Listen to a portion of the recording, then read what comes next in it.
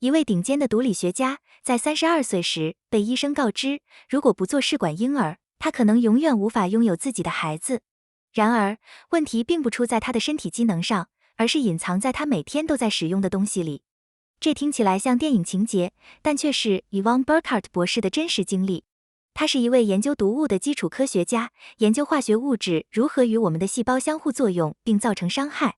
讽刺的是，当她和她的丈夫准备组建家庭时，她自己的身体却发出了严重警报，连续9个月没有生理期。作为一个30出头的女性，这几乎提前了20年。她的身体像是在尖叫求救，但当她去看医生时，得到的答案却让她无法接受。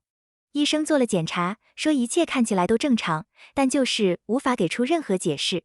他们给出的唯一选择就是要不接受试管婴儿，要不就领养。作为一个研究生育能力和环境化学品的毒理学家，他无法接受这个答案。他知道一定有某种环境因素在影响他的生育能力，这是他在实验室里研究的东西。他意识到自己所研究的环境毒素正是在现实中伤害自己的元凶。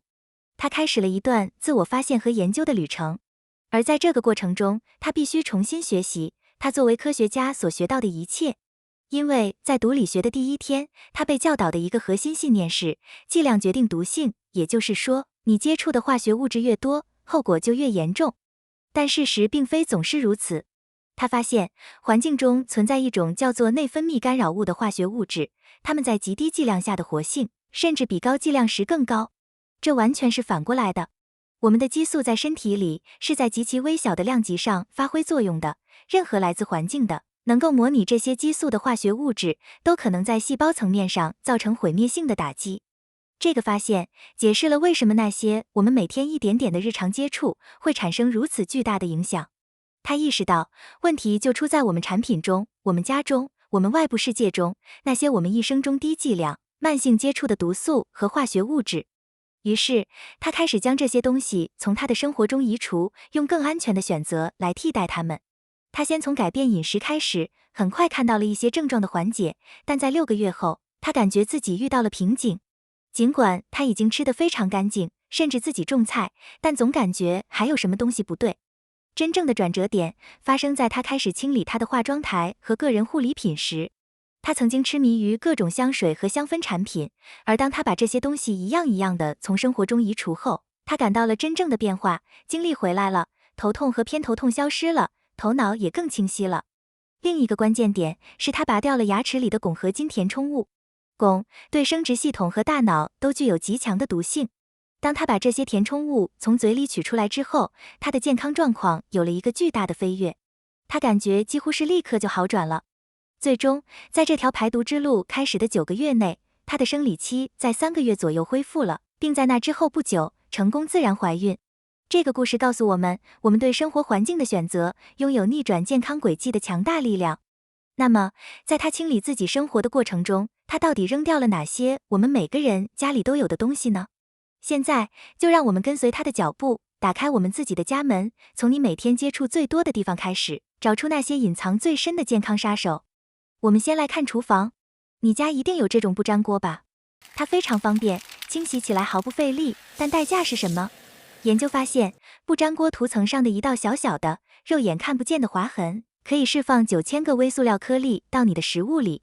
如果是一道裂缝，这个数字会跃升到23亿。这些涂层所含的 PFAS 被称为永久性化学物质，因为它们在环境中几乎不会分解。它们与肾癌、睾丸癌、甲状腺疾病、流产风险增加以及肥胖都存在关联。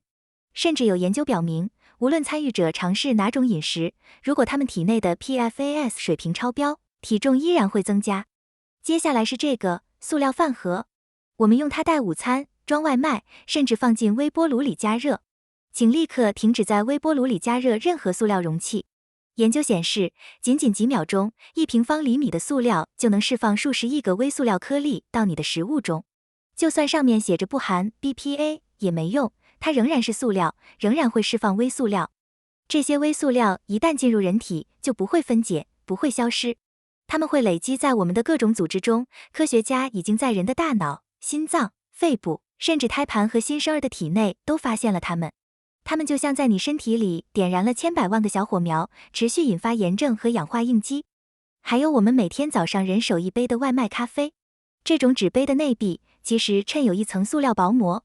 研究发现，在与热液体接触的15分钟内，你就会喝下25000个微塑料颗粒。离开厨房，我们来到浴室，这里最大的敌人隐藏在一个看似无害的词背后——香精。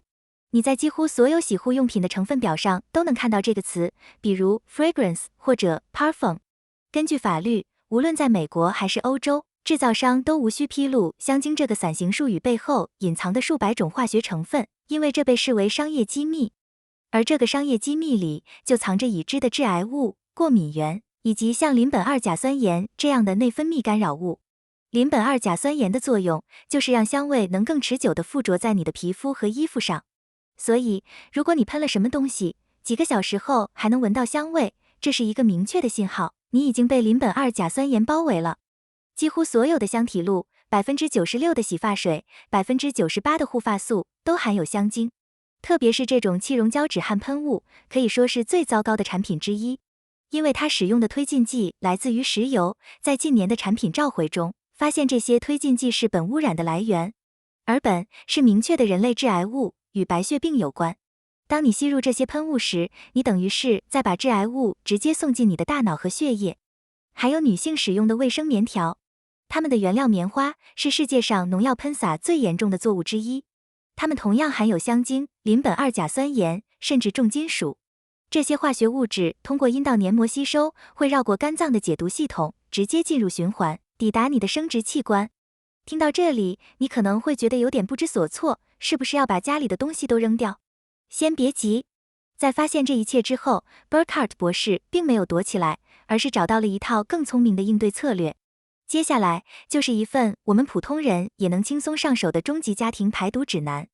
首先，我们要认识我们身体自带的超级英雄谷胱甘肽，它是我们身体的主要抗氧化剂和解毒剂，存在于我们每一个细胞中。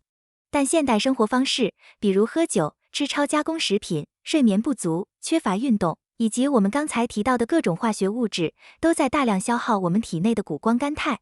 当谷胱甘肽被耗尽时，我们的身体就失去了防御能力。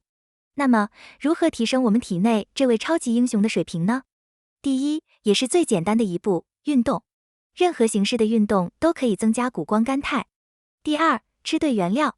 我们的身体需要富含硫的食物来制造谷胱甘肽。这些食物很常见，比如西兰花等十字花科蔬菜、洋葱、大蒜，还有鸡蛋和肉类。第三，保证充足的睡眠。睡眠是我们身体修复和再生的关键时期，也是谷胱甘肽水平恢复的时候。